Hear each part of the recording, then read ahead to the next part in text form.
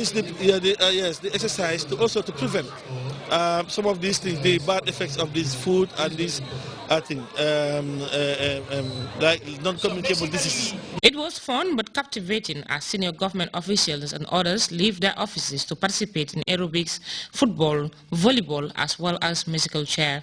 This is the third edition. I played in the first edition and I was lucky to lead the civil service team to win the first football trophy. And last year also I participated. Unfortunately I didn't win the trophy.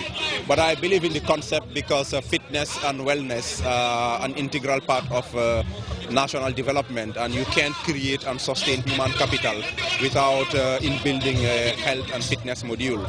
I think it's a very good concept for everybody, because more often than not we are stuck at our desks like 7 days a week working, but it's important to get out of the office and also move the body for better health, because it's not just the physical aspect, it has psychological and spiritual impact on your performance, and we want to encourage everybody to embrace a healthy lifestyle. This is the message we are sending. The Speaker of the National Assembly, Abdullah Bojang, who was also present at the occasion, called for all to participate in sports for health. As the name implies, sport for health, some of the participants underwent free voluntary blood testing to know the condition of their health. Minister of Fisheries and Water Resources, Mas Aksigay, who was also the coach of the executives who happened to win the NGOs in a football game, says his impressions with us. I knew I'm going to win them because I was more prepared. I'm a technician and I have a good team. And having a technician, having a good team meaning winning. So you won. But I mean, the sports for health should stay.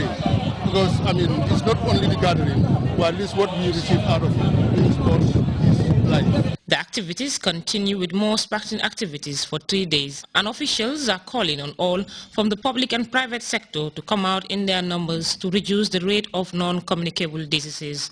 Rahibite, Grts. 138 enrolled nurses and 61 enrolled midwives have graduated during a recent ceremony in Bansang.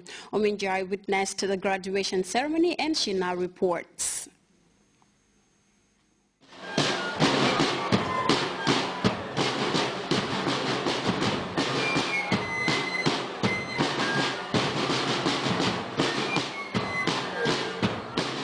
Once upon a time, the School of Registered Nurses and Midwives used to be a school with few students.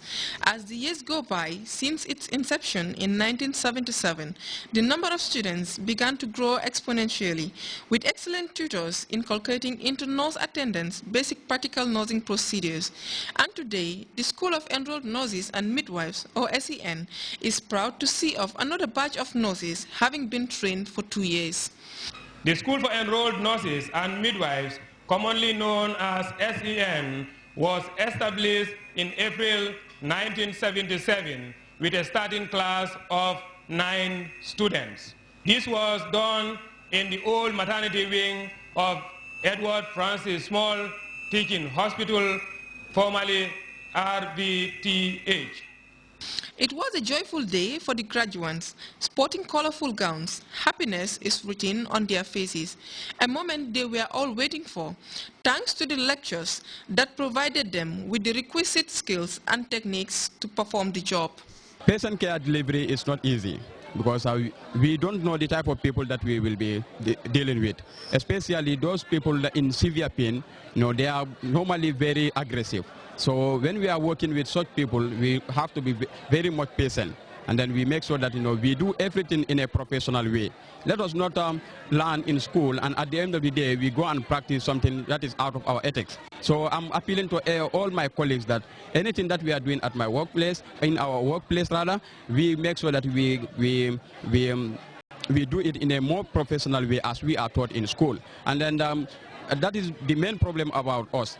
When we are in the school, we perform everything in a more diplomatic way, but when we go, most of us, when we go to the fields, what we found people doing, we tend to follow those people. So let us not be follow nurses anyway. Let us make sure that we exercise maximum discipline, maximum patience, and then we follow the ethics and etiquette. I feel deeply honored, and I'm very happy with the situation.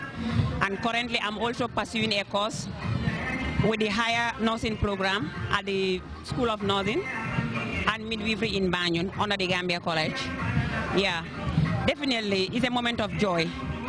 Yeah, I really feel joy of giving me all these 2 awards.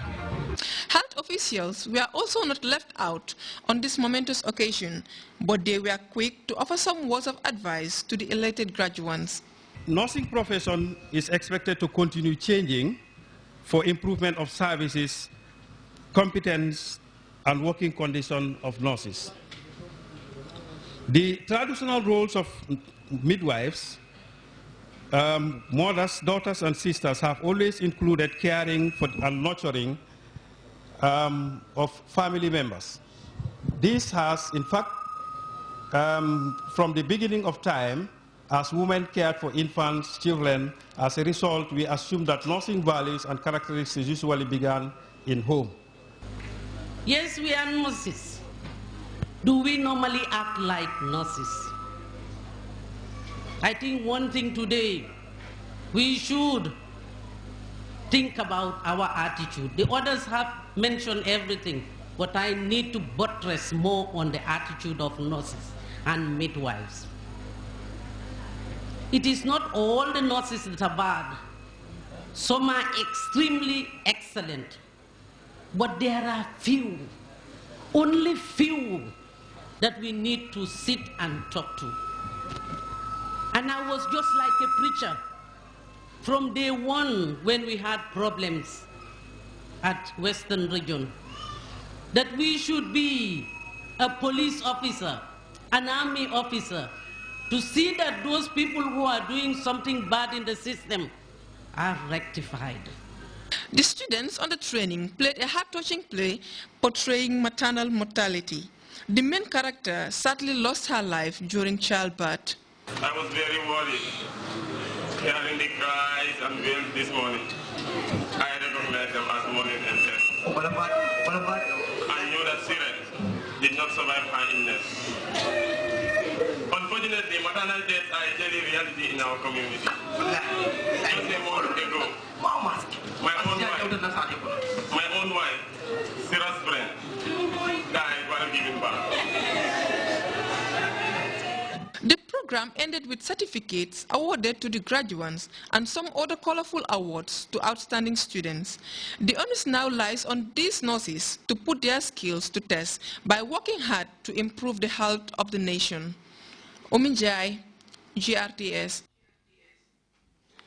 Meanwhile, head teachers and principals of schools within Region 1 were recently thoroughly briefed on the School Star Award system and how their respective schools can win it. Their scheme is one of the series of initiatives introduced by the Ministry of Basic and Secondary Education to recognize and reward schools that have made exceptional progress in improving the quality of teaching and learning. Louis Mendy has more. Secondary education's iron will to register Millennium Goals in education is probably the principal reason for the relentless introduction of series of school improvement initiatives to bring about excellence in schools. The School Star Award system is the latest. Introduced rewards schools that have registered incomparable progress in the attainment of standards and improved learning outcomes. For a school to win this award, it must satisfy some key indicators. At the Region 1 Education Directorate, headmasters and principals of schools within Region 1 were sensitized about the award and how their school can go about winning it. This pamphlet outlines the application procedures for the award. It highlights the basic requirement as to who is eligible and specifies the impending chances and opportunities the scheme presents. The School Star Award is divided into 3 categories. The 1-Star Award, 2-Star Awards and 3-Star Awards, and are open to lower, upper and senior secondary schools. Each category comes with its accompanying benefits. We have a benefit of 5 scholarships to the students and 1 scholarship to an identified teacher in the school. This goes also along with some financial support such as $5,000. It also have the school also identify a priority area to be supported during the following academic year amounting to a total of $20,000. The 2-Star Awards comes with 10 scholarships for students and 2 for teachers. The winning school will also receive $7,000 per annum in addition to its normal allocation for the duration that the winning school is able to maintain the award. A project with a price tag of nothing more than